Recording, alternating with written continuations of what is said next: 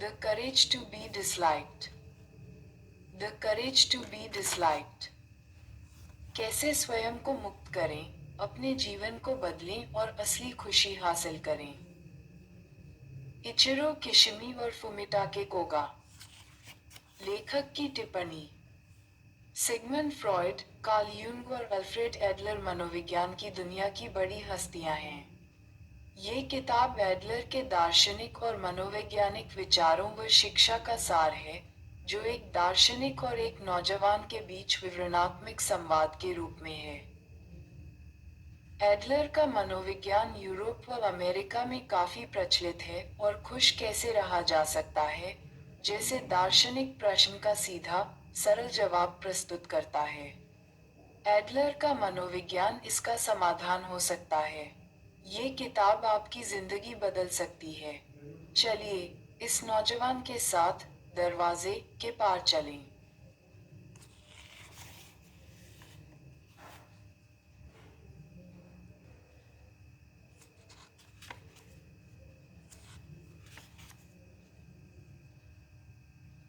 1000 साल पुराने एक शहर की सीमा पर एक दार्शनिक रहता था, जो बताता था कि दुनिया बहुत सरल है और खुशी हर किसी इंसान की पहुंच में हो सकती है। जीवन से असंतुष्ट एक नौजवान एक बार इस मामले की तह तक पहुंचने के लिए उस दार्शनिक के पास गया।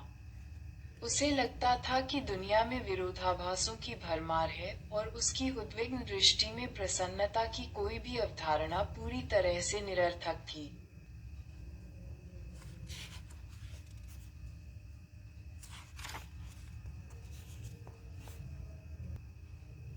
यूं की पहली रात।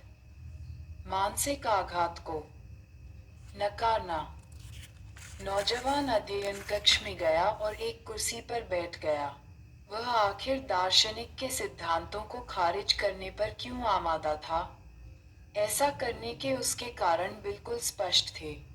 उसमें आत्मविश्वास नहीं था और बचपन से ही अपनी निजी और शैक्षिकी पृष्ठभूमि के साथ साथ अपने रूप रंग को लेकर उसके भीतर हीन भावना कहीं गहरे बैठी थी।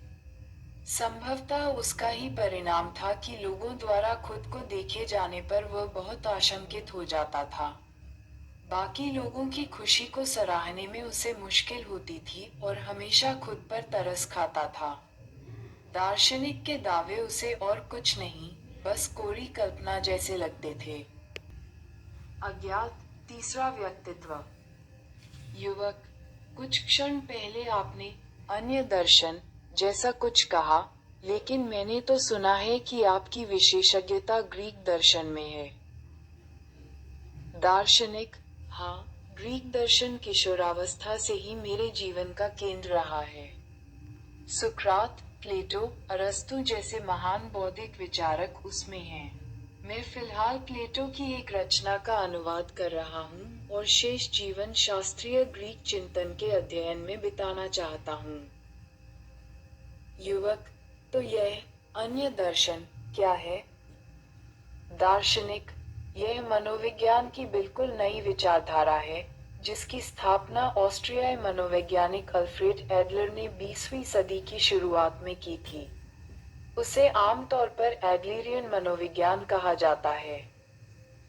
युवक, अच्छा, मैं तो कभी कल्पना भी नहीं कर सकता कि ग्रीक दर्शन में विशेषज्ञता रखने वाले व्यक्ति की रुचि मनोविज्ञान में होगी। दार्शनिक, मनोविज्ञान की अन्य विचारधाराओं के मार्ग से मैं परिचित नहीं हूँ। हालांकि यह कहना सही होगा कि एडलरियन मनोविज्ञान स्पष्ट रूप से ग्रीक दर्शन के समान है और यह बाकायदा अध्ययन का क्षेत्र है। युवक, मुझे फ्रॉयड और यूंग के मनोविज्ञान की थोड़ी बहुत जानकारी है। ये बड़ा दिलचस्प क्षेत्र है। दार्शनिक, हाँ, फ्रॉयड और यूंग वाकई बहुत विख्यात हैं। यहाँ भी हैं। Adler Vienna psycho analytic society के मूल सदस्यों में से एक थे, जिसका नेतृत्व फ्रॉयड कर रहे थे। उनके विचार फ्रॉयड के उलट थे और 4. द करेज टू बा। फिर उन्होंने उस समूह से अलग होकर अपने मौलिक सिद्धांतों के आधार पर एक वैयक्तिक मनोविज्ञान का प्रस्ताव दिया। युवक, वैयक्तिक मनोविज्ञान, बड़ी अजीब बात है। तो एडलर फ्रॉइड के शिष्य थे? दार्शनिक, नहीं, वह नहीं थे। ये गलतफहमी बहुत आम है, हमें इसे दूर करना होगा।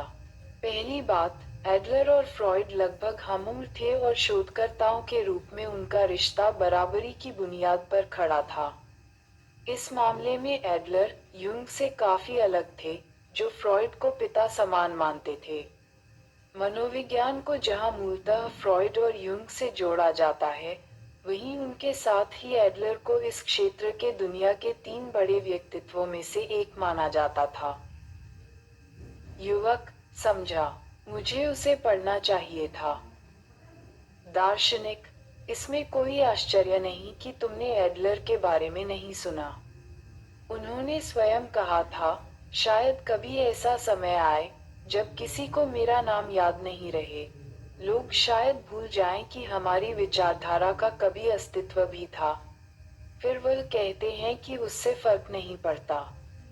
इसका मतलब है कि यदि उनकी विचारधारा को भुला दिया गया, तो उसका कारण ये होगा कि उनके विचार विद्वता के किसी एक क्षेत्र की सीमाओं से बाहर जा चुके होंगे और बहुत आम हो चुके होंगे, जिन्हें हर कोई समझने लगेगा। मसलन, how to win friends and influence people और how to stop worrying and start living जैसे अंतर्राष्ट्रीय बेस्टसेलर्स के लेखक डेल कार्नेगी मानते हैं कि एडलर महान मनोवैज्ञानिक थे, जिन्होंने अपना जीवन मनुष्यों और उनकी अंतर्निहित क्षमताओं पर शोध के लिए समर्पित कर दिया। उनके लेखन में एडलर के विचारों के प्रभाव को देखा जा सकता है। स्टीफन कवी की किताब the 7 habits of highly effective people की अधिकांश विषय वस्तु एडलर के विचारों से काफी मेल खाती है। अन्य शब्दों में कहें तो पांडित्य के किसी एक निश्चित क्षेत्र की बजाय एडलरियन मनोविज्ञान को बोध के रूप में स्वीकार किया जाता है, वास्तविकताओं और मानव समझ की पराकाष्ठा के रूप में देखा जाता है। कहा जाता है कि एडलर के विचार उनके अपने समय से 100 साल आगे रहे हैं और आज भी हम उन्हें पूरी तरह से नहीं समझ पाए हैं। वे वाकई इतने अभूतपूर्व रहे हैं। युवक, तो आपके सिद्धांत ग्रीक दर्शन शास्त्र से विकसित नहीं हुए हैं, बल्कि एडलरियन मनोविज्ञान की दृष्टि से हुए हैं।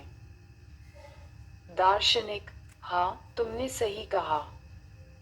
युवक, ठीक है, मैं आपसे आपके बुनियादी रवैये के बारे में भी कुछ पूछना चाहता हूँ। क्या आप दार्शनिक हैं या फिर आप मनोवैज्ञानिक हैं? दार्शनिक, मैं दार्शनिक हूँ, एक ऐसा व्यक्ति जो दर्शन को जीता है। मेरे लिए एडलरियन मनोविज्ञान विचार का ही एक स्वरूप है, जो ग्रीक दर्शन से समानता रखता है, और वह दर्शन है। युवक, तो ठीक है, चलिए शुरू करते हैं। लोग क्यों बदल सकते हैं?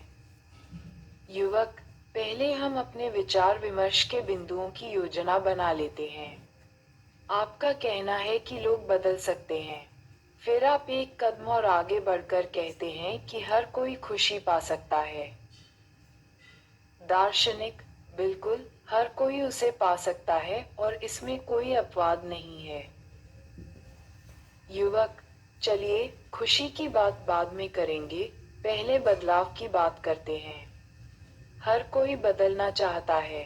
मैं ऐसा चाहता हूँ और मुझे यकीन है कि राह चलते किसी भी इंसान से आप पूछेंगे तो वह भी यही कहेगा।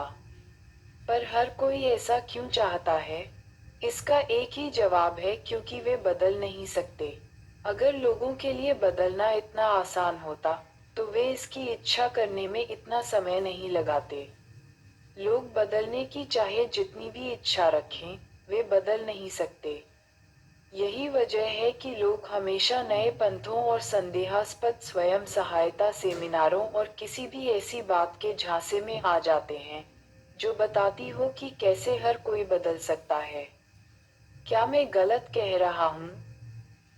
दार्शनिक, इसके जवाब में मैं यही पूछूंगा कि तुम इस बात पर क्यों अड़े हो कि लोग बदल नहीं सकते?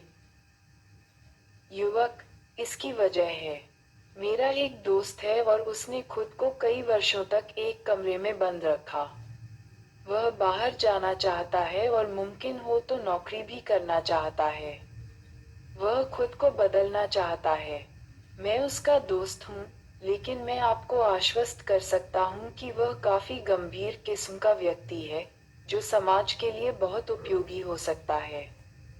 बस मुद्दा यही है कि वह अपने कमरे से बाहर निकलने से डरता है। एक कदम भी बाहर निकालने पर उसकी धड़कनें बढ़ने लगती हैं और उसके हाथ पांव कांपने लगते हैं। मुझे लगता है कि यह किसी तरह का कोई तंत्रिका रोग या फिर संत्रास है। वह बदलना तो चाहता है, लेकिन बदल नहीं पा रहा। दार्शनिक, तुम्हारे मुताबिक उसके बाहर नहीं निकल पाने का क्या कारण हो सकता है? युवक, मैं पक्का तो नहीं कह सकता। हो सकता है कि अपने माता पिता से उसके रिश्ते या फिर स्कूल या काम में लोगों द्वारा डराने धमकाने की वजह से ऐसा हुआ हो। हो सकता है कि इस तरह के किसी तजुर्बे से उसे सदमा पहुंचा हो। पर इसका ठीक उलट भी हो सकता है। मुमकिन है कि बचपन में उसे ज्यादा लाड़ प्यार मिला हो और अब वह सच्चाई का सामना नहीं कर पा रहा हो। मुझे ठीक से पता नहीं है और मैं उसके अतीत या पारिवारिक जीवन में ताक-झांक नहीं करना चाहता। दार्शनिक, तो तुम्हारा कहना है कि तुम्हारे मित्र के अतीत में ऐसा कुछ हुआ, जो उसकी तकलीफ का कारण है और उसके परिणामस्वरूप वह अब बाहर नहीं निकल पाता? युवक, सही कहा आपने। किसी भी प्रभाव से पहले कोई कारण होता है।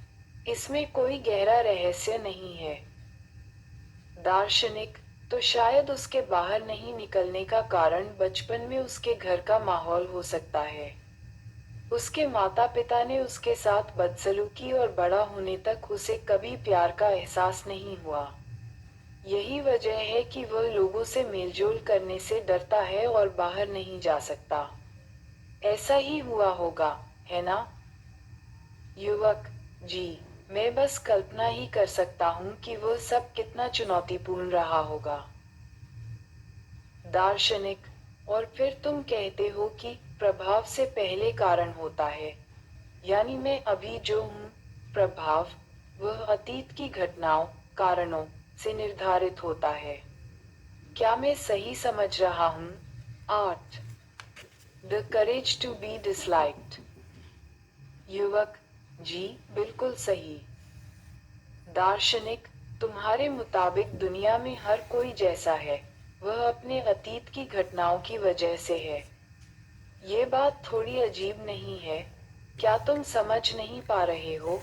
जिस किसी को अपने माता पिता के बुरे बर्ताव का सामना करना पड़ा हो, उन पर भी तुम्हारे मित्र जैसा प्रभाव पड़ेगा और वे भी सबसे अलग थलग रहने लगेंगे, या फिर तुम्हारी इस बात में कोई दम नहीं है कि अतीत वास्तव में वर्तमान को निर्धारित करता है और कारण प्रभावों को नियंत्रित करते हैं?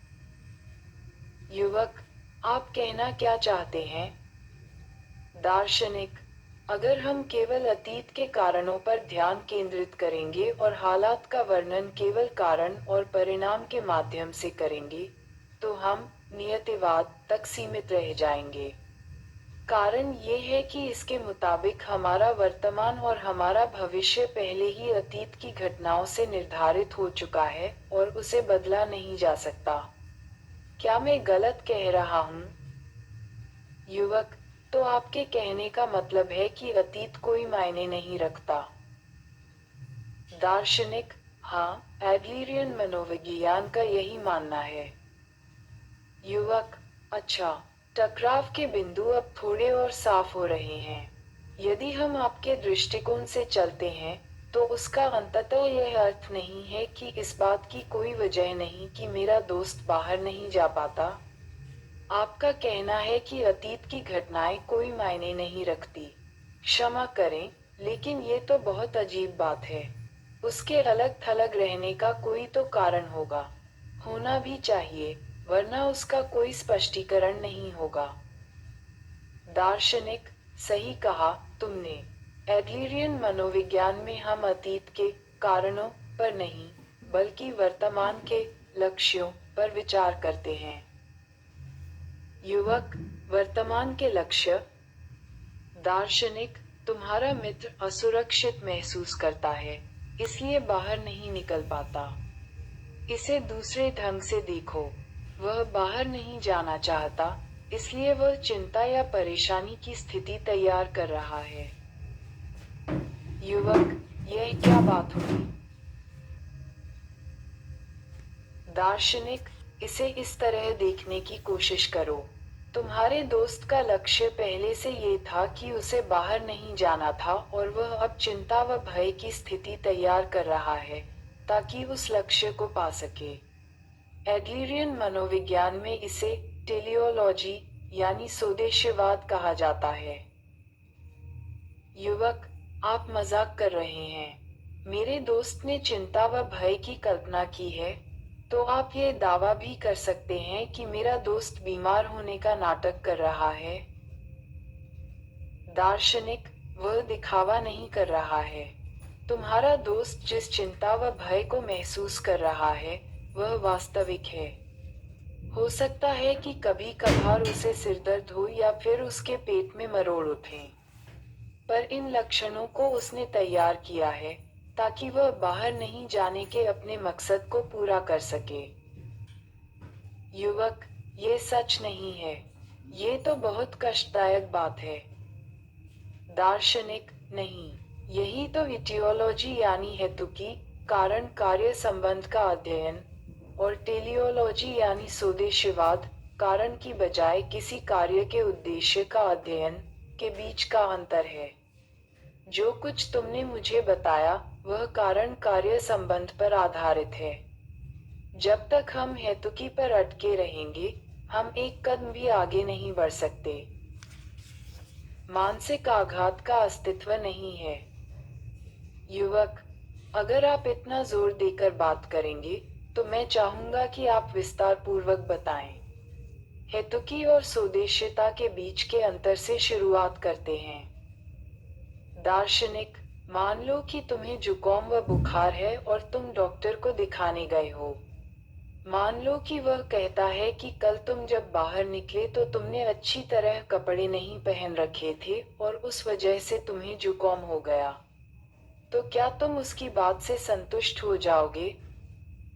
युवक, नहीं, बिल्कुल नहीं।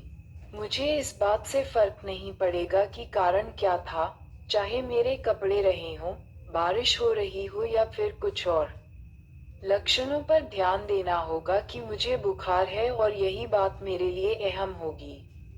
डॉक्टर से मैं यही अपेक्षा करूंगा कि वह मुझे दवाई दे, इंजेक्शन दे या फिर उस हालत में जो कुछ भी जरूरी हो, करे। दार्शनिक, इसके बावजूद अधिकतर परामर्शदाता व मनोवैज्ञानिक समेत इटियोलॉजी के पक्षधरों का तर्क होगा कि आपकी यह हालत अतीत की इस घटना के कारण हुई है, और फिर वे ये कहकर आपको तसल्ली देंगे, तो देखा आपने, इसमें आपकी कोई गलती नहीं है। तथाकथित मानसिक आघात से जुड़े तर्क इटियोलॉजी की खासियत हैं।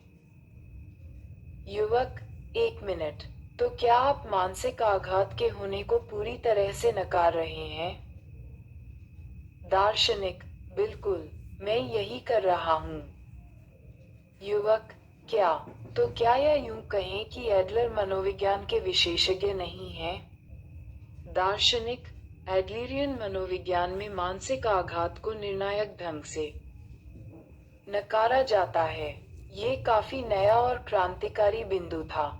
निश्चित तौर पर मानसिक आघात पर फ्रॉइड का दृष्टिकोण लुभावना है। फ्रॉइड का विचार है कि किसी व्यक्ति के मनोवैज्ञानिक घाव, मानसिक आघात, उसकी वर्तमान नाखुशी का कारण होते हैं। अगर हम किसी इंसान की जिंदगी को एक लंबी कहानी की तरह देखें, तो आसानी से समझ में आने वाले हादसे और नाटकीय घटनाक्रम का बोध होता है, जिसकी बड़ी गहरी छाप होती है और जो काफी लुभावना होता है। पर एडलर मानसिक आघात को नकारते हुए कहते हैं, कोई भी अनुभव अपने आप में हमारी सफलता या असफलता का कारण नहीं होता। हम अपने अनुभव के तथाकथित मानसिक आघात के झटके का शिकार नहीं होते, बल्कि हम अपने प्रयोजन के अनुसार उनके नतीजे निकालते हैं। हम अपने अनुभवों से निर्धारित नहीं होते, बल्कि हम उन्हें जो मायने देते हैं, वे अवश्य आत्मनिर्धारित होते हैं। युवक, यानी हम अपने प्रयोजन के अनुसार उनके अर्थ निकालते हैं। दार्शनिक, सही कहा। जब एडलर कहते हैं कि हम अपने अनुभवों से नहीं, बल्कि हम उन्हें जो मायने देते हैं, उससे निर्धारित होते हैं, तो उनकी बात को समझो। वह नहीं कह रहे कि बचपन में आई कोई भयावह आपदा या उस समय हुए किसी अत्याचार या इस तरह की किन्हीं घटनाओं का व्यक्तित्व के निर्माण पर कोई असर नहीं पड़ता। उनके गहरे असर पड़ते हैं। पर यहाँ अहम बात यह है कि उन प्रभावों से वास्तव में कुछ भी निर्धारित नहीं होता। हम अतीत के उन अनुभवों को जो अर्थ देते हैं, उसके अनुसार ही हम अपने जीवन का निर्धारण करते हैं। आपका जीवन ऐसी चीज नहीं है जो किसी ने आपको दी हो, बल्कि उसे तो आप खुद चुनते हैं और आप ही यह फैसला लेते हैं कि आपको अपना जीवन कैसे जीना है। युवक, ठीक है, तो आपके कहने का मतलब है कि मेरे दोस्त ने खुद को अपने कमरे में इसलिए बंद कर दिया है कि असल में वह उसी तरह रहना चाहता है। ये बहुत गंभीर मसला है। मेरा यकीन करें, वह ऐसा नहीं। 12. The courage to be disliked चाहता। हालात की वजह से उसे ऐसा चुनाव करना पड़ा। वह अभी जिस हाल में है, उसके पास उसके अलावा कोई और विकल्प नहीं था। दार्शनिक, नहीं। अगर मान भी ले कि तुम्हारे दोस्त को असल में ऐसा लगता है कि वह समाज में इसलिए घुल मिल नहीं सकता, क्योंकि उसके माँ बाप ने उसके साथ बुरा सलूक किया है, तब भी इसका कारण ये है कि वह वैसा ही सोचना चाहता है। उसका वही मकसद है। युवक, ये कैसा मकसद हुआ? दार्शनिक, शायद अभी तात्कालिक लक्ष्य, बाहर नहीं जाना हो। वह घर के अंदर रहने के लिए कारण के रूप में व्यग्रता और डर तैयार कर रहा है। युवक, पर वह बाहर क्यों नहीं जाना चाहता? वही तो समस्या है। दार्शनिक, इसे उसके माता पिता के नजरिए से देखो। अगर तुम्हारा बच्चा खुद को कमरे में बंद कर ले, तो तुम्हें कैसा लगेगा? युवक, जाहिर है कि मैं परेशान हो जाऊंगा। मैं समाज में घुलने मिलने में उसकी मदद करना चाहूंगा। मैं चाहूंगा कि वह अच्छी तरह रहे और यह भी सोचने लगूंगा कि कहीं मेरी परवरिश में तो कोई कमी नहीं रह गई। मैं अपनी तरफ से हर मुमकिन कोशिश करूंगा कि उसकी जिंदगी सही ढंग से चले। दार्शनिक, समस्या की जड़ यहीं पर है। युवक, कहाँ? दार्शनिक, अगर मैं पूरा समय अपने कमरे में रहूं, बाहर कदम नहीं रखूं, तो मेरे माता पिता चिंता करेंगे। इस तरह उनका पूरा ध्यान मुझ पर केंद्रित रहेगा। वे मेरे आसपास बहुत चौकन्ने रहेंगे और कोशिश करेंगे कि मुझे कोई चोट नहीं पहुंचे। जबकि दूसरी ओर, अगर मैंने घर की चौखट लांघी, तो मैं उन अनगिनत बेचेहरा लोगों का हिस्सा बन जाऊंगा, जिन पर कोई ध्यान नहीं देता। मेरे आसपास ऐसे लोग होंगे जिन्हें मैं जानता तक नहीं, और इस तरह मैं बहुत औसत या फिर उससे भी कम दर्जे का व्यक्ति बनकर रह जाऊंगा। मेरा कोई खास ध्यान नहीं रखेगा। एकाकी रहने वाले लोगों को लेकर ऐसी कहानियां बहुत आम हैं। युवक, अगर आपका तर्क मान लूं, तो मेरे दोस्त ने अपने मकसद को पा लिया है और वह अपनी वर्तमान स्थिति से संतुष्ट है। दार्शनिक, संतुष्टि को लेकर तो मुझे संदेह है, और यह भी पक्की बात है कि वह खुश नहीं है। पर इस बात में कोई शक नहीं कि वह अपने लक्ष्य के अनुसार ही काम कर रहा है। यह कोई अनोखी बात नहीं है। हम सभी किसी न किसी लक्ष्य के मुताबिक जीवन जी रहे हैं। टेलियोलॉजी यही कहती है। युवक, ऐसा नहीं हो सकता। मैं तो इसे पूरी तरह से अस्वीकार करता हूँ। देखिए, मेरा दोस्त। दार्शनिक, सुनो, अगर हम तुम्हारे दोस्त के बारे में ही बात करते रहे, तो ये बातचीत किसी नतीजे पर नहीं पहुंचेगी। जब वह यहाँ पर मौजूद नहीं है, तो इस बात का कोई मतलब नहीं रह जाता। कोई और उदाहरण लेते हैं।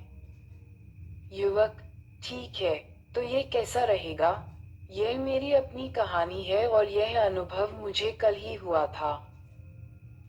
दार्शनिक: अच्छा, कहो, मैं सुन रहा हूँ। लोग गुस्से का जाल बुनते हैं। युवक: कल दोपहर में मैं कॉफी शॉप में बैठा किताब पढ़ रहा था और तभी मेरे पास से गुजरते हुए एक वेटर ने मेरी जैकेट पर कॉफी गिरा दी। मैंने उसे हाल ही में खरीदा था और वह मेरी पसंदीदा जैकेट थी। मुझे बहुत गुस्सा आ गया। मैं उस पर जोर से चिल्लाया। मैं आमतौर पर सार्वजनिक जगहों पर जोर जोर से बोलने वाला इंसान नहीं हूँ, पर कल तो उस कॉफी शॉप में सिर्फ मेरे चिल्लाने की आवाज गूंज रही थी, क्योंकि मैं इतने गुस्से में था कि भूल गया कि मैं क्या कर रहा था। तो इस बात पर आप क्या कहेंगे? क्या यहाँ पर भी किसी मकसद के होने की गुंजाइश है? चाहे कुछ भी हो, क्या ये बर्ताव किसी कारण से नहीं निकला है?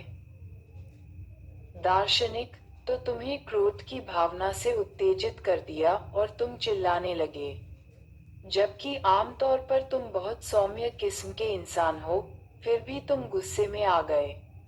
वह अपरिहार्य स्थिति थी और तुम कुछ नहीं कर सकते थे। तुम यही कहना चाहते हो? युवक: जी, क्योंकि यह सब अचानक हो गया। मेरे सोचने समझने से पहले ही मेरे मुंह से शब्द निकल गए। दार्शनिक: अच्छा, तो मान लो कि कल तुम्हारे पास चाकू होता और जब तुम्हें गुस्सा आया, तो तुम इतने बेकाबू हो जाते कि उसे चाकू मार देते। क्या तब भी तुम ये कहकर अपनी बात को सही ठहराते, इसे टाला नहीं जा सकता था और मैं कुछ भी नहीं कर सकता था? युवक: ये तो अति हो गई। दार्शनिक: इसमें अति या ज्यादती की कोई बात नहीं है।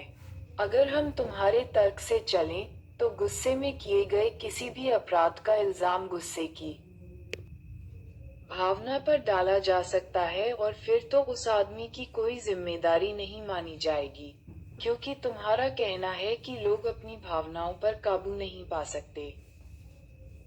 युवक: तो फिर आप मेरे गुस्से पर क्या कहेंगे? दार्शनिक: ये तो बहुत आसान है। तुमने पहले अपना आपा नहीं खोया और उसके बाद नहीं चिल्लाए। तुम गुस्सा ही इसलिए हुए कि चिल्ला सको। अन्य शब्दों में कहें तो अपने चिल्लाने के मकसद को पूरा करने के लिए तुमने क्रोध का भाव तैयार किया। युवक: आप कहना क्या चाहते हैं? दार्शनिक: किसी भी चीज से पहले चिल्लाने का लक्ष्य आया।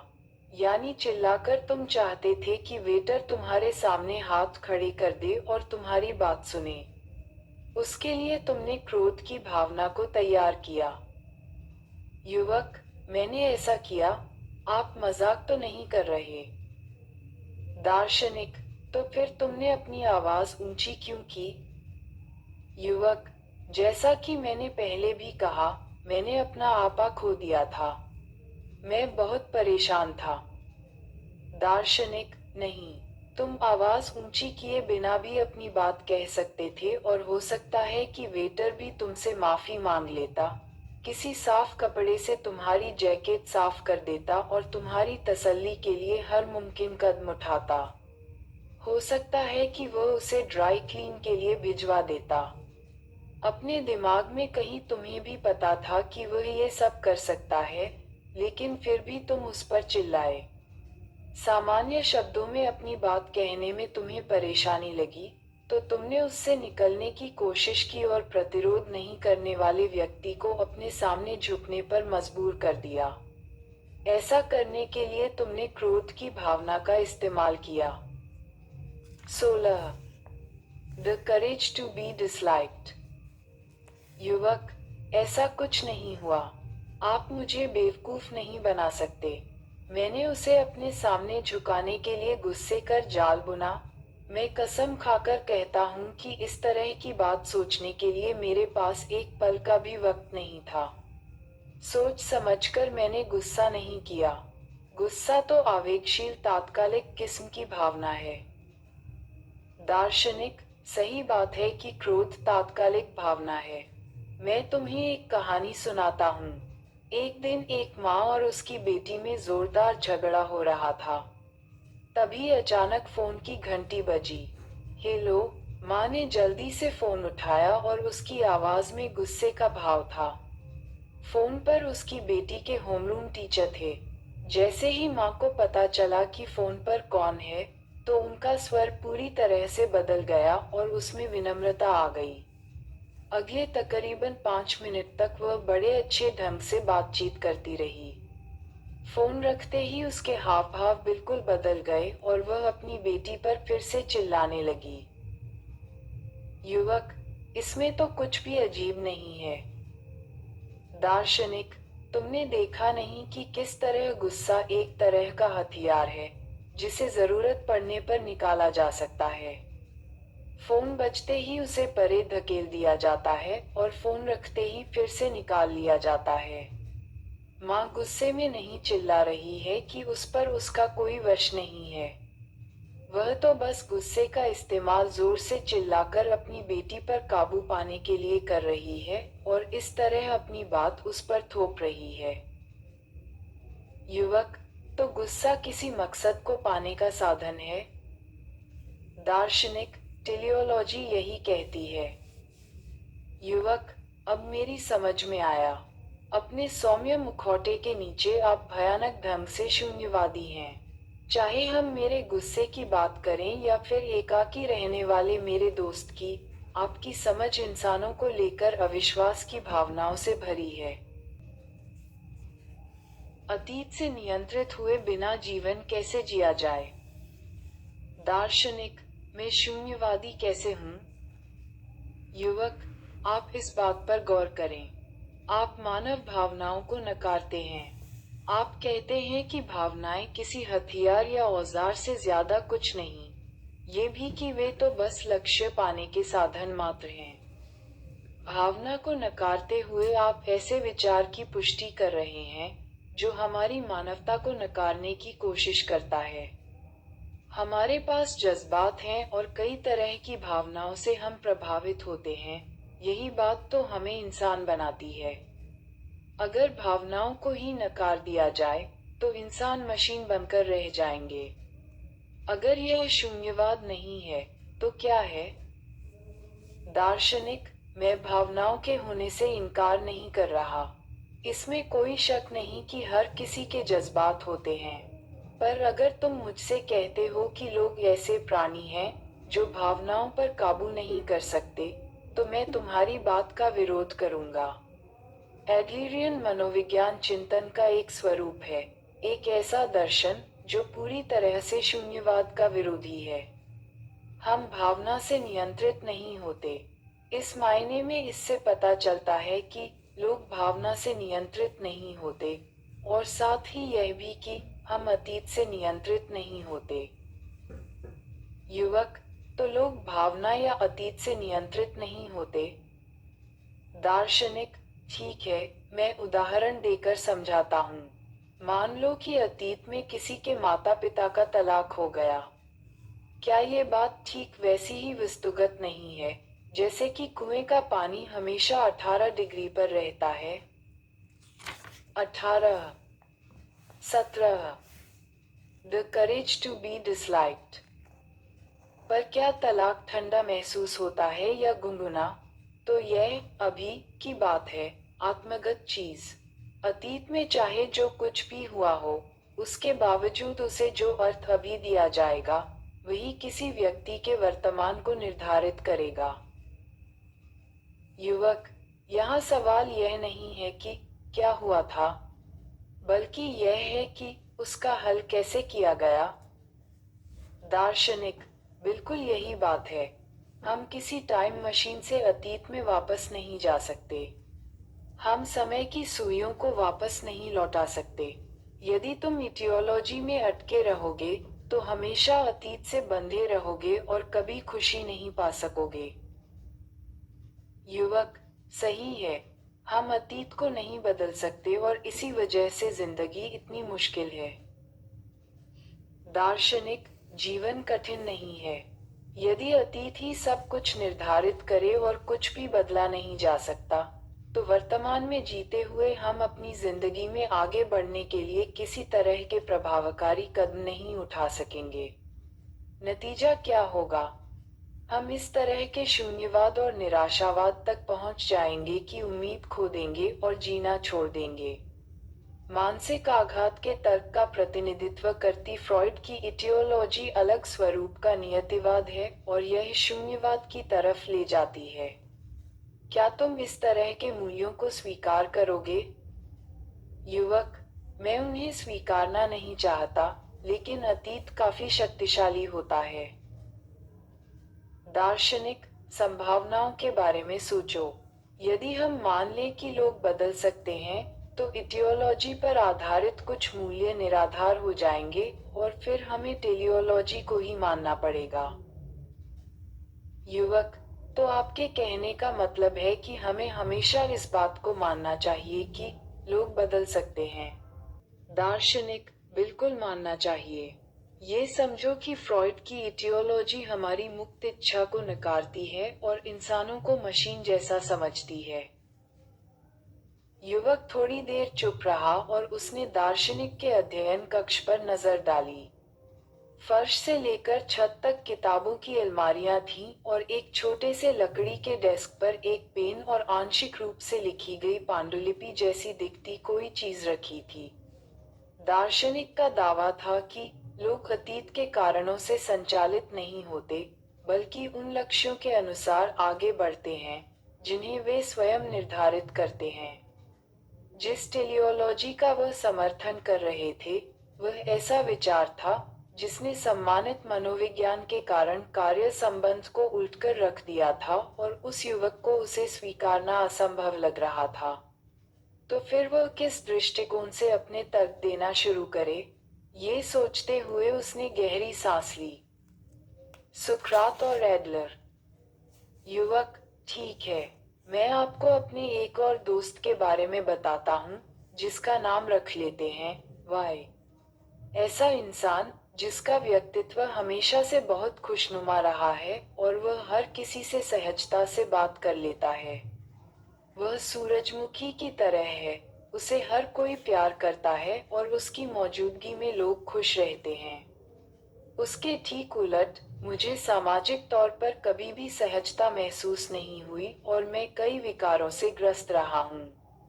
अब एडलर की टेलियोलॉजी के माध्यम से आपका दावा है कि लोग बदल सकते हैं। दार्शनिक: हाँ, तुम, मैं और हर कोई बदल सकता है। युवक: तो क्या मैं वाई जैसा बन सकता हूँ?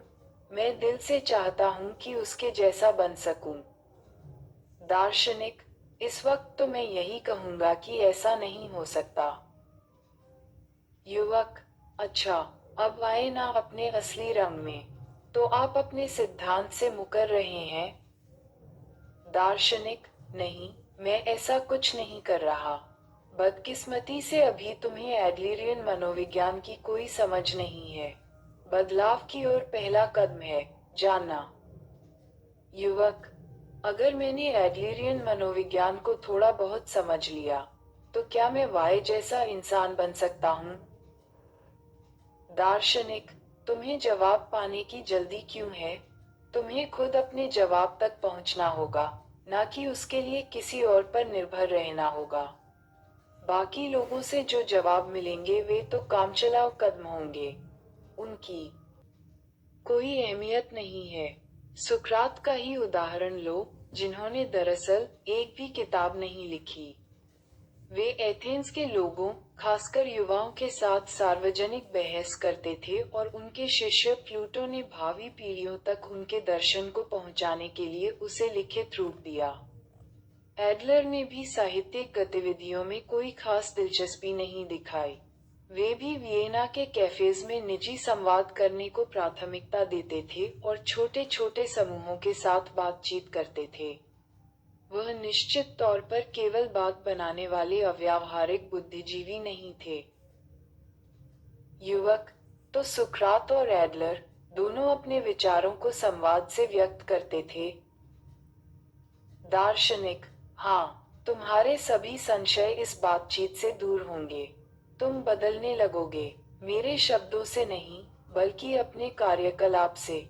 मैं बातचीत के माध्यम से जवाबों तक पहुंचने की प्रक्रिया में विश्वास रखता हूँ।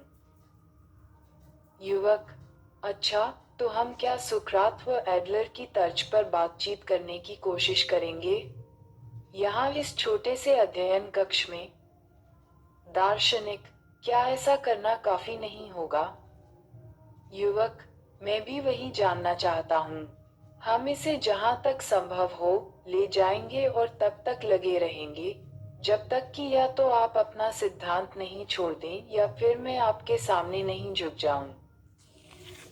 क्या तुम जैसे हो, ठीक हो? दार्शनिक, चलो फिर से तुम्हारे प्रश्न की बात करते हैं। तो तुम वाई की तरह खुशमिजाज बनना चाहते हो, है ना? युवक, पर आपने तो अभी यह कहते हुए उस बात को खारिज कर दिया कि उसका सवाल ही नहीं उठता। मुझे लगता है कि ऐसा ही है। मैं तो बस आपको मुश्किल में डालने के लिए ऐसा कह रहा था। मैं खुद को अच्छी तरह जानता हूँ। मैं कभी उस तरह का इंसान नहीं बन सकता। दार्शनिक, क्यों नहीं बन सकते? युवक, ये बिल्कुल साफ है। हम दोनों का व्यक्तित्व, या यूं कह सकते हैं कि हमारी प्रवृत्तियां काफी अलग हैं। दार्शनिक, हम? युवक, जैसे आप तो इन सारी किताबों से घिरे हुए हैं। आप नई किताब पढ़कर नई जानकारी लेते हैं। आप जानकारी जमा करते हैं। आपको नई महत्वपूर्ण अवधारणाओं का ज्ञान होता है और आपको लगता है कि वे आपको बदलती हैं। ये बात मुश्किल जरूर है, लेकिन मैं आपसे कहना चाहता हूँ कि आप भले ही कितना भी ज्ञान हासिल कर लें, आपकी प्रवृत्ति या आपका व्यक्तित्व बुनियादी तौर पर बदलने वाला नहीं है। अगर आपका आधार ही हिल जाएगा, तो आपने जो कुछ सीखा है, वह बिल्कुल बेकार हो जाएगा। आपने जितना भी ज्ञान प्राप्त किया है, वह भरभरा कर गिर जाएगा और आप फिर से खुद को वहीं पाएंगे, जहां से आपने शुरुआत की थी। एडलर के विचारों पर भी यही बात लागू होती है। मैं उनके बारे में चाहे कितने भी तथ्य जमा कर लूं, उनका मेरी शख्सियत पर कोई असर नहीं पड़ेगा। ज्ञान बस ज्ञान की तरह जमा होता जाएगा और कभी न कभी उसे छोड़ दिया जाएगा। दार्शनिक, फिर तो मुझे तुमसे कुछ पूछना पड़ेगा। तुम्हें क्यों लगता है कि तुम वाई की तरह बनना चाहते हो? मुझे लगता है कि तुम अलग किस्म के इंसान बनना चाहते हो, चाहे वह वाई हो या फिर कोई और। पर इसका लक्ष्य क्या है? युवक, आप फिर से लक्ष्यों की बात करने लगे। जैसा कि मैंने पहले भी कहा कि मैं उसके गुणों की कद्र करता हूँ और मुझे लगता है कि अगर मैं उसकी तरह बन जाऊं, तो ज्यादा खुश रहूंगा। दार्शनिक, तुम्हें लगता है कि उसकी तरह बनकर तुम ज्यादा खुश रहोगे? इसका मतलब है कि अभी तुम खुश नहीं हो, है ना? युवक, क्या? दार्शनिक, इस समय तुम वास्तव में प्रसन्न नहीं हो। इसका कारण ये है कि तुमने स्वयं से प्रेम करना नहीं सीखा। खुद से प्यार कर सको, इसकी कोशिश में तुम बिल्कुल अलग तरह के इंसान के रूप में फिर से जन्म लेने की इच्छा रखते हो। तुम वाई के जैसा बनने और अपने अभी के व्यक्तित्व को छोड़ने की उम्मीद में हो। सही कहा मैंने? युवक, मुझे लगता है कि यह बात सही है। ये सच है कि मुझे खुद से नफरत है। मैं इस पुराने किस्म के दार्शनिक वार्तालाप में सही तौर पर दिलचस्पी ले रहा हूँ और जो बस यही किए जा रहा है। हाँ, मुझे वाकई खुद से नफरत है। दार्शनिक, कोई बात नहीं। अगर तुम अपने आसपास के लोगों से पूछोगे कि क्या वे खुद को पसंद करते हैं, तो तुम्हें ऐसा कोई व्यक्ति मुश्किल से ही मिलेगा, जो छाती चौड़ी कर बहुत गर्व से कहेगा, हाँ, मैं खुद को पसंद करता हूँ। युवक, आपका क्या कहना है? क्या आप खुद को पसंद करते हैं? 24.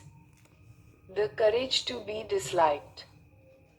दार्शनिक, मैं यही कहूंगा कि मैं कोई और बनना पसंद नहीं करूंगा और मैं जैसा हूं, स्वयं को वैसा स्वीकार करता हूं।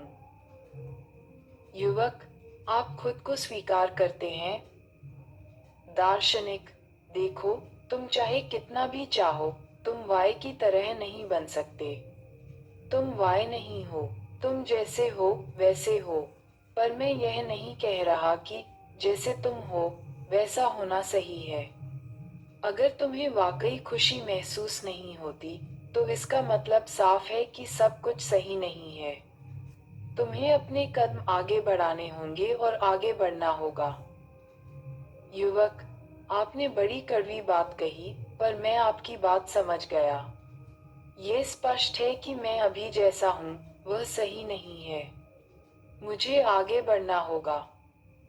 दार्शनिक, एडलर के शब्दों में कहें तो महत्वपूर्ण बात यह नहीं कि आप किस चीज के साथ पैदा हुए हैं, बल्कि यह है कि आप उसका इस्तेमाल कैसे करते हैं। तुम वाय या किसी और की तरह इसलिए बनना चाहते हो क्योंकि तुम्हारा ध्यान उस बात पर है कि तुम किसी चीज के साथ पैदा हुए हो। उसकी बजाय तुम्हें इस बात पर ध्यान केंद्रित करना चाहिए कि तुम उसका क्या इस्तेमाल कर सकते हो। नाखुशी ऐसी चीज है जिसे आप अपने लिए चुनते हैं। युवक, नहीं, इस बात का कोई सिर पैर नहीं है। दार्शनिक, ऐसा क्यों? युवक, क्यों? कुछ लोग संपन्नता में पैदा होते हैं, उनके माता पिता अच्छे होते हैं, जबकि कुछ गरीब परिवार में जन्म लेते हैं और उनके माता पिता अच्छे नहीं होते, क्योंकि दुनिया ऐसी ही है। मैं इस तरह की बात में उलझना नहीं चाहता, लेकिन दुनिया में समानता नहीं है और नस्ल, राष्ट्रीयता, जाति आदि के अंतर बहुत गहरे हैं। स्वाभाविक है कि इंसान जिस चीज के साथ जन्मा है, उस पर ध्यान देगा। आपकी बात बस विद्वतापूर्ण सिद्धांत है और आप असली दुनिया की अनदेखी कर रहे हैं। दार्शनिक, तुम वास्तविकता पर ध्यान नहीं दे रहे हो। क्या उसी बात पर ध्यान देकर क्या सच्चाई बदल जाएगी? हम बदलने योग्य मशीन नहीं हैं। हमें प्रतिस्थापन नहीं, नवीकरण की आवश्यकता है। युवक, मेरे लिए दोनों बातें एक जैसी ही हैं। आप मुख्य बिंदु से बच रहे हैं। जन्म से ही नाखुशी जैसी कोई चीज होती है। सबसे पहले तो आपको इसे स्वीकार करना होगा। दार्शनिक, मैं ऐसा नहीं करूंगा। युवक, क्यों? दार्शनिक, तुम अभी सच्ची खुशी महसूस नहीं कर पा रहे हो।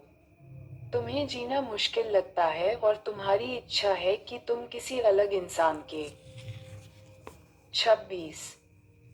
The courage to be disliked रूप में फिर से जन्म लो। पर तुम अभी खुश इसलिए नहीं हो कि तुमने खुद नाखुश होना चुना है, न कि इसलिए कि तुम किसी दुर्भाग्यपूर्ण नक्षत्र में पैदा हुए थे। युवक, मैं इसका चुनाव करता हूँ, मैं इस बात को कैसे मान लूं? दार्शनिक, इसमें कुछ भी अनोखा नहीं है। ये बात तो ग्रीक युग से दोहराई जाती रही है। क्या तुमने ये कहावत सुनी है कि कोई भी बुराई की इच्छा नहीं करता? यह एक ऐसा कथन है जिसे आमतौर पर सुकराती विरोधाभास के रूप में जाना जाता है।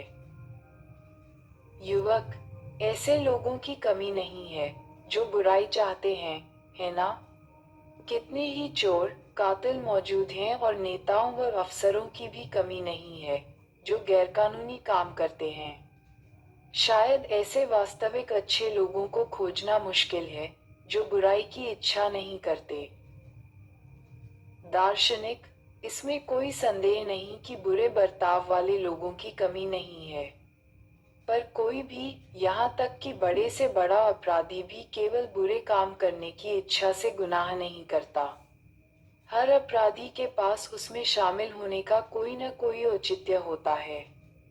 मसलन पैसे पर हुए झगड़े से कोई हत्या कर सकता है। गुनहगार के मुताबिक वह जो कुछ करता है वह उसे सही ठहरा सकता है और उसे अच्छाई करने के रूप में बयान किया जा सकता है। जाहिर है कि यह नैतिकता के अनुसार में अच्छाई नहीं है, लेकिन अपने हित के हिसाब से अच्छाई है। युवक अपने हित में। दार्शनिक अच्छाई के लिए इस्तेमाल ग्रीक शब्द अगाथॉन का कोई नैतिक अर्थ नहीं है। इसका मतलब लाभकारी या हितकारी है। इसके विपरीत बुराई के लिए इस्तेमाल शब्द का कौन का मतलब लाभकारी या हितकारी नहीं होना है। हमारी दुनिया कई तरह के अन्यायों और दुष्कर्मों से भरी पड़ी है, फिर भी एक व्यक्ति भी ऐसा नहीं है जो किसी भी किस्म की बुराई की इच्छा रखता हो, यानी ऐसे किसी काम की जो लाभकारी ना हो। युवक इसका मुझसे क्या लेना देना है?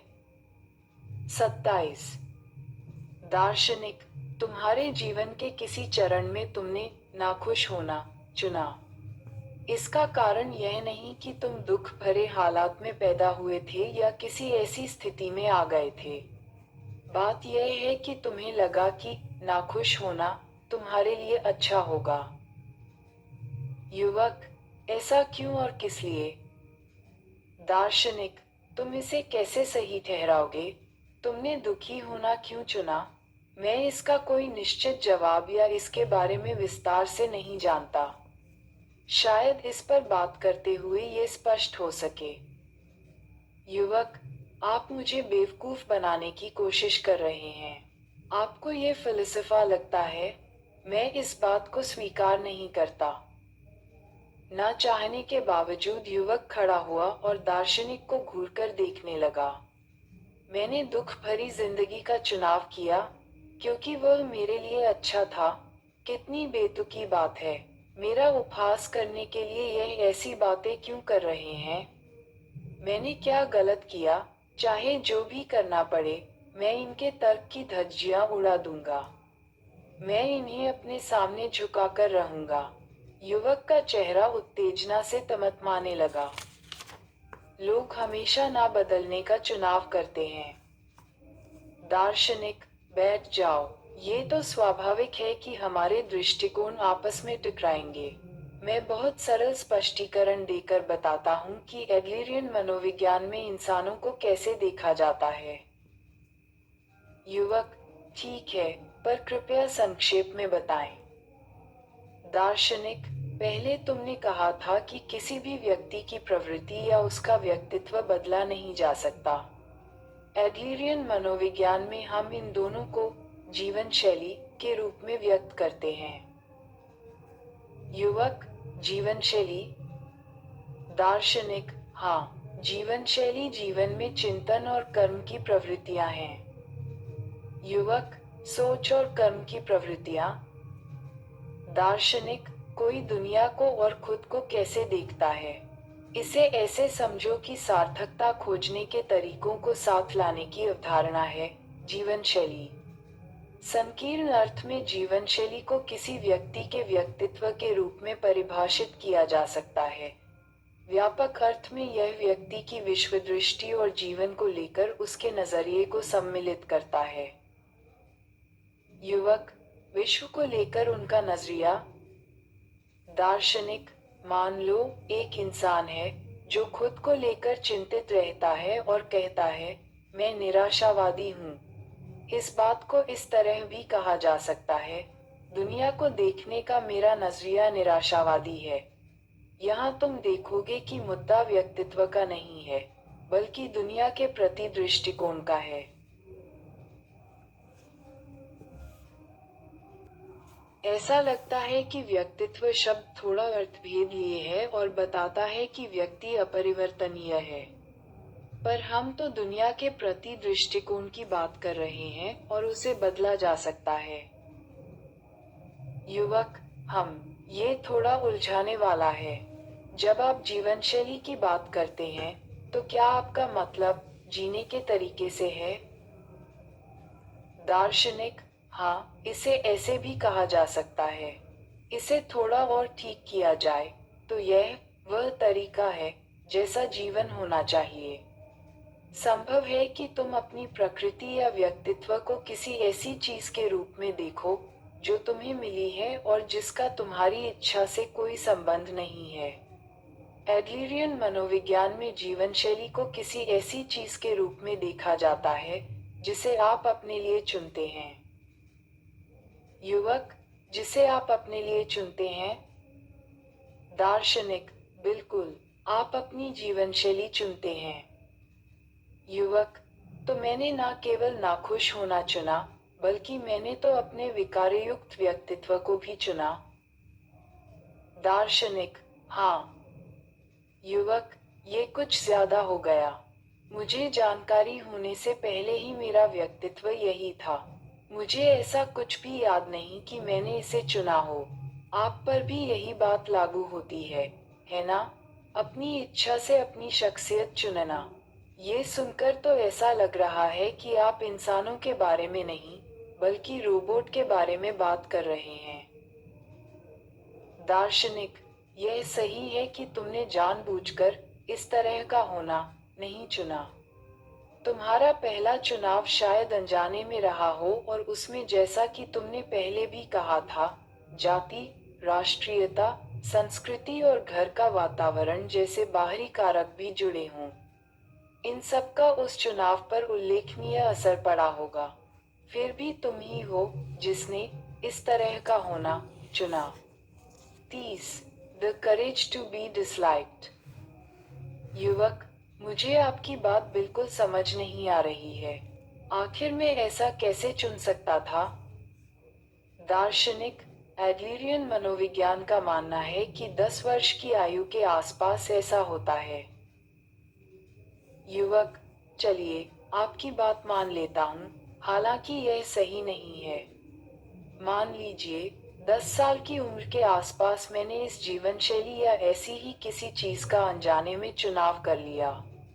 उससे फर्क क्या पड़ता है? आप इसे प्रकृति या व्यक्तित्व या जीवन शैली कुछ भी कहें, मैं इस तरह का बन चुका था।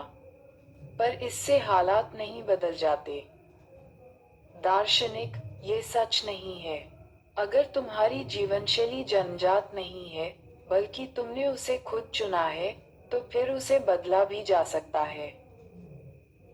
युवक, तो आप कह रहे हैं कि मैं उसे फिर से चुन सकता हूँ? दार्शनिक, मुमकिन है कि तुम्हें अब तक अपनी जीवन शैली के बारे में जानकारी ना रही हो और शायद तुम जीवन शैली की अवधारणा को लेकर भी अनभिज्ञ रहे हो। यह सही है कि कोई भी अपने जन्म को नहीं चुन सकता। इस देश में, इस युग में, इन माता पिता के यहाँ जन्म जैसी बातों को तुमने नहीं चुना। इन सब का काफी प्रभाव भी पड़ता है। हो सकता है कि तुम्हें निराशा हो और तुम बाकी लोगों को देखने लगो और सोचो कि काश मैं इनके जैसे हालात में पैदा हुआ होता। पर बात यहीं खत्म नहीं होती। यहाँ पर बात अतीत की नहीं है, बल्कि अभी यानी वर्तमान की है। अब तुम्हें जीवन शैली के बारे में पता चल गया है। अब इस मामले में तुम क्या करते हो, वह तुम्हारी जिम्मेदारी है। अब ये तुम पर निर्भर करता है कि तुम उसी जीवन शैली को चुनो जो अब तक तुम्हारी रही है, या फिर तुम जीने के बिल्कुल नए तरीके का चुनाव करो। युवक, मैं फिर से चुनाव कैसे करूं? आप मुझसे कह रहे हैं, तुमने उस जीवन शैली को चुना था, अब आगे बढ़ो और तुरंत नई शैली को चुनो। लेकिन ऐसा कोई तरीका नहीं है कि मैं अभी उसे बदल दूं। दार्शनिक, तुम बदल सकते हो। लोग चाहे किसी भी माहौल में रहते हों, वे कभी भी बदल सकते हैं। तुम बदलने में नाकाम इसलिए हो कि तुमने ऐसा नहीं करने का फैसला किया है। युवक, आप कहना क्या चाहते हैं? दार्शनिक, लोग लगातार अपनी जीवनशैलियां बदल रहे हैं। अभी जब हम एकांत में ये बात कर रहे हैं, तो हम भी अपना चुनाव कर रहे हैं। तुम खुद को नाखुश इंसान बताते हो। तुम कहते हो कि तुम अभी इसी समय बदलना चाहते हो। तुम यहाँ तक कहते हो कि तुम किसी अलग इंसान के रूप में फिर से जन्म लेना चाहते हो। इसके बावजूद तुम क्यों अभी बदल नहीं पा रहे हो? इसका कारण ये है कि तुम लगातार यह फैसला ले रहे हो कि तुम्हें अपनी जीवन शैली नहीं बदलनी है। युवक: ऐसा नहीं है। आपको ये बात पूरी तरह से तरकीन नहीं लग रही। मैं बदलना चाहता हूँ। यह मेरी हार्दिक इच्छा है। फिर मैं ना बदलने का फैसला कैसे कर सकता हूँ? दार्शनिक: हालांकि तुम्हारे वर्तमान जीवन में थोड़ी असुविधाएं और सीमाएं जरूर हैं। तुम शायद सोचते हो कि अभी की तुम्हारी जीवन शैली सबसे अधिक व्यवहारिक है और हालात को वैसे ही छोड़ देना ज्यादा आसान है। अगर तुम ऐसे ही रहे, अपने अनुभवों की मदद से घटनाओं पर उचित प्रतिक्रिया कर सकते हो और अपने कार्यकलापों के परिणामों का अंदाज लगा सकते हो। कहा जा सकता है कि यह अपनी पुरानी, परिचित कार को चलाने जैसा है। उसमें थोड़ी खड़खड़ाहट हो सकती है, लेकिन उसका ध्यान रखा जा सकता है और आसानी से संभाला जा सकता है।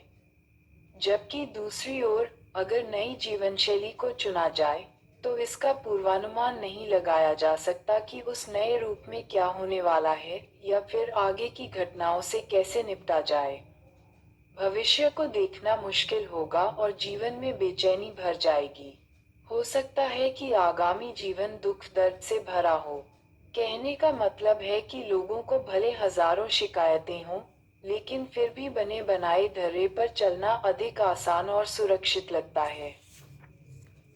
The courage to be disliked. 32। युवक: बदलने की इच्छा होती है, लेकिन बदलाव डरावना है। दार्शनिक: जब हम अपनी जीवनशैली को बदलने की कोशिश करते हैं, तो हम अपने साहस की परीक्षा लेते हैं। बदलाव से बेचैनी पैदा होती है और ना बदलने से निराशा जुड़ी है।